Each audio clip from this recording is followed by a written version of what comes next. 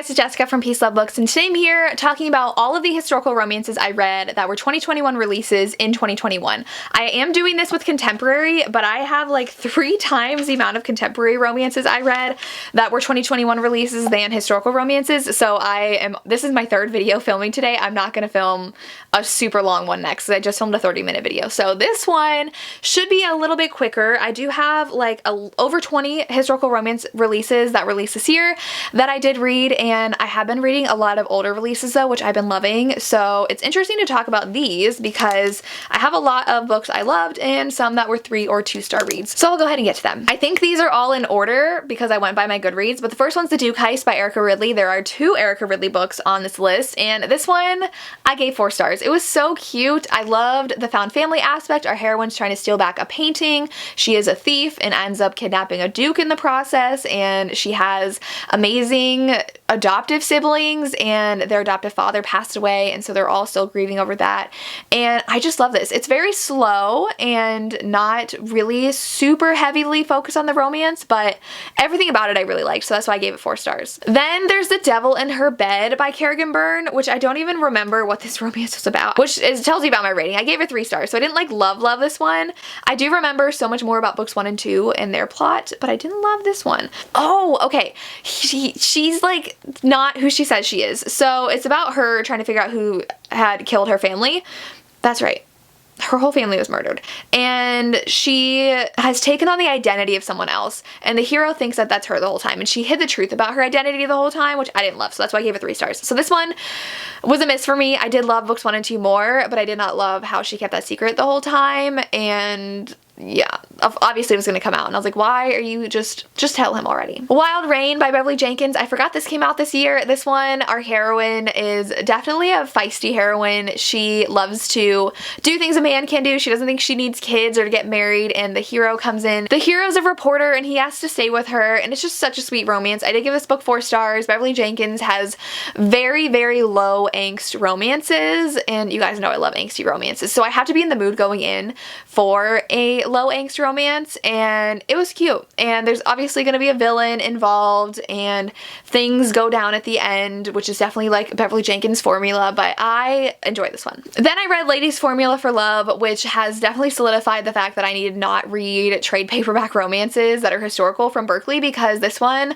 was about scientists, and I think he was supposed to be their bodyguard, and I enjoyed it in the beginning, and then it was pretty boring, and I just didn't love everything that happened plot-wise. I just didn't care for the characters of the romance, so this one was a 3-star read for me. Then I read The Heiress Gets a Duke by Harper St. George. There's actually 2 books in the series now, and I read 2 of them this year. And this one I gave 4 stars. I really liked the hero and the heroine met because he is a boxer and she's like an underground fighter, and she went to one of his fights and he kissed her at the end of the fight, and then the story goes on from there, and it was really good.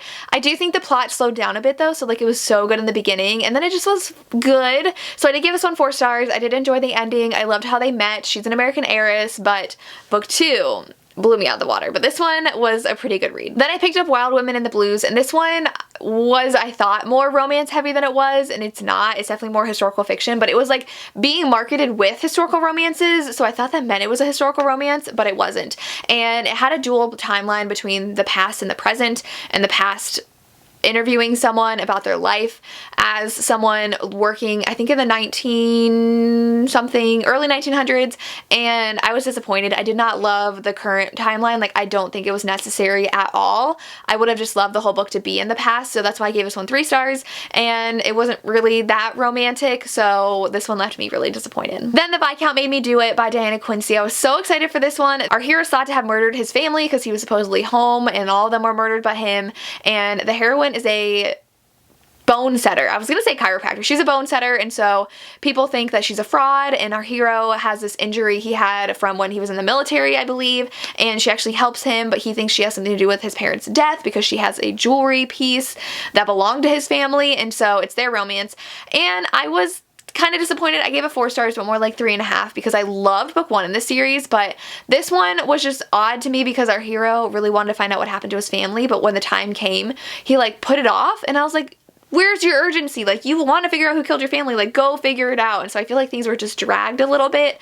So that's why I gave this one 3.5 stars. I read The Queer Principles of Kit Webb. I think this was Cat Sebastian, and this one is a MM romance. I gave this one 3.5 stars. One of the heroes like needed to pull off a heist, and so he knows that this owner of this bar, I think, I don't remember if it was a bar or like a coffee shop, and he kept on like going by every day to try to get him to help him with this heist, and the heist was just kind of disappointing and it wasn't even that big of a part of the plot. So that's why I gave this 3.5 stars. I was really excited to read it, but the premise kind of let me down a bit. So the next one I read was An Unexpected Earl by Anna Harrington. This one is a second chance romance. Our hero and heroine liked each other when they were younger, but then her family found out and he wasn't good enough, but now he's back and he's an earl. He inherited the earldom from like a distant relative, and he's back investigating a criminal group that her brother might have ties to, but someone's blackmailing her brother. There was just a lot of like intrigue and drama in here, and I really liked it. Lots of secrets came out at the end.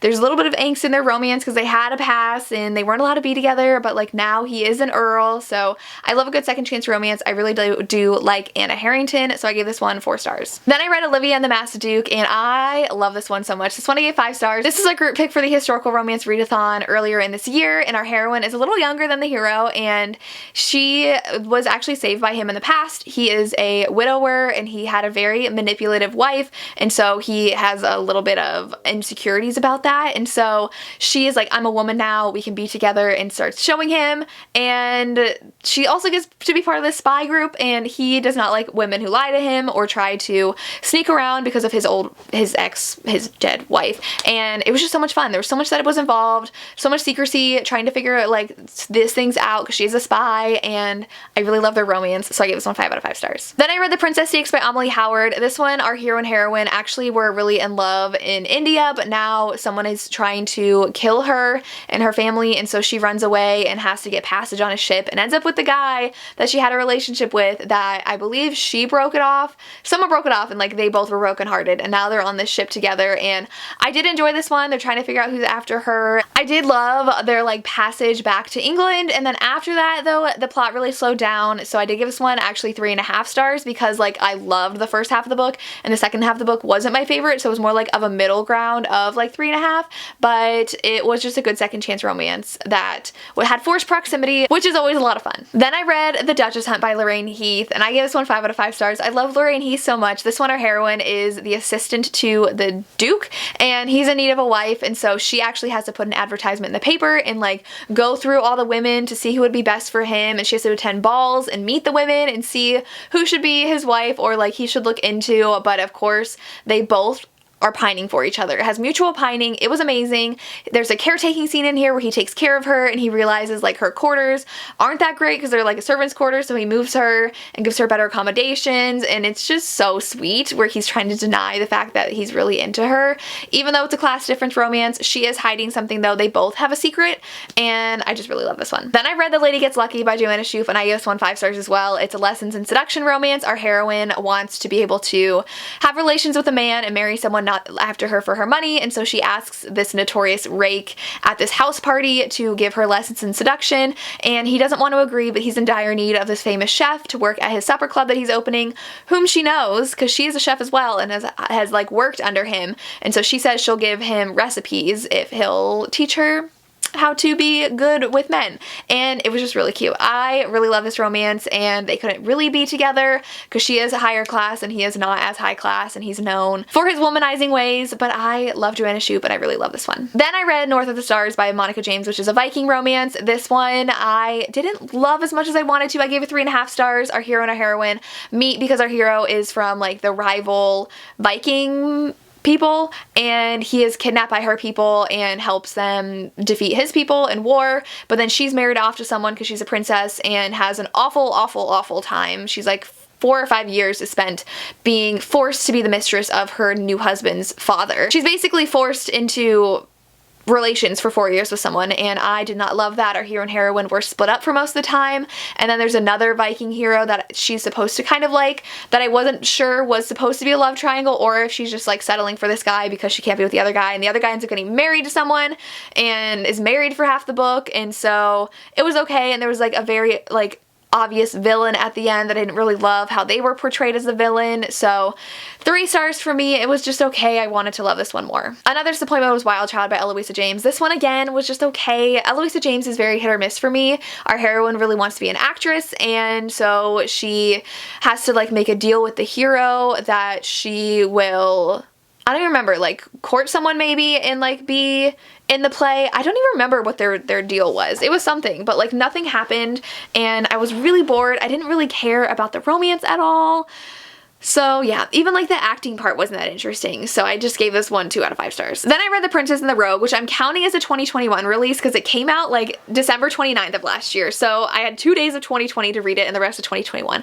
I read it and absolutely loved it. It's an Anastasia retelling. Our heroine is a princess from Russia and she's running away because there is someone who is a spy for the Russians and a traitor and he's trying to kill her. And well, he wanted to marry her and then he's trying to kill her and she runs away and fakes her death, but people are after her again, and she is the companion of this older woman whose nephew, I think, is the hero. They'd already met at a brothel because she gives lessons to the women at the brothel and he thought she was one of the employees and kisses her and she's like, that's not, I don't do that. And so it was so good when they first met and then he has to help protect her. So it's forced proximity because she has to stay with him.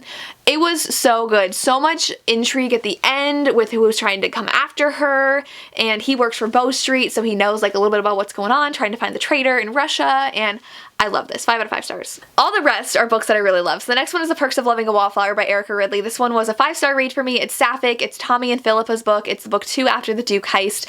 And they were just so cute. Tommy has always liked Philippa but never been able to like talk to her. So Tommy dresses up as a baron and pretends to court her, but tells her pretty early on like her true identity. And Philippa has to find a match. Her mother is pressuring her to, but Philippa's never like been attracted or in love with anybody before. And they slowly start a friendship and fall for each other, but then Tommy, like there's no way for them to be together and Tommy has to really grapple with her identity and who she wants to be known as and be with Philippa, and it was just so good. And the found family aspects there, I love this book so much. 5 out of 5 stars. Then I read The Devil and the Heiress by Harper St. George, and this one also was so good. This is book 2, a second release by this author this year, and our heroine is the sister of the heroine in book 1, and she is again an heiress, and the hero wants to marry her because he needs money and he just has been intrigued by her, but there are other fortune hunters after her that go to her father to ask for her hand in marriage, and one is going to try to force her into being ruined to marry him, and so she decides to run off and not have to deal with that, and the hero knows about her plan and he decides to help her but take her to Scotland to get married instead of taking her where she wants to go. But they fall for each other on this trip together and he's like, oh my gosh, I can't like ruin her because I love her. And it was just so good, so cute, and he does have to grovel at the end, which I did enjoy. So this one was really good. And the last one I actually just finished today, and that is A Reckless Match by Kate Bateman. I gave me this 4.5 stars. It was so good. It's an enemies to lovers and it kind of reminded me of Ravished by Amanda Quick because our heroine really likes to dig for things, and like an archaeologist, there's this land, let me back up. There's this land that her family and their rival family have to split together, and they're rivals, and the whoever, I don't know if it was the king or something, is like, you guys need to just stop being annoying and hating each other, and every year on the same day you have to meet, and if one of you does not meet on that day, all the land goes to the family who's there. And so they share this land. Our heroine is trying to like find artifacts and stuff on this land.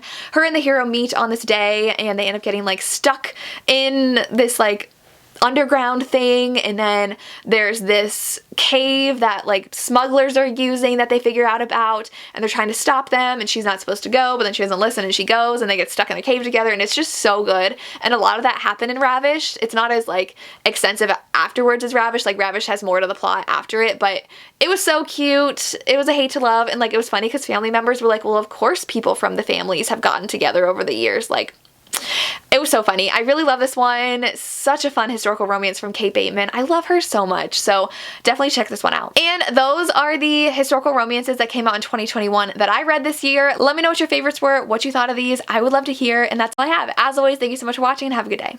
Bye.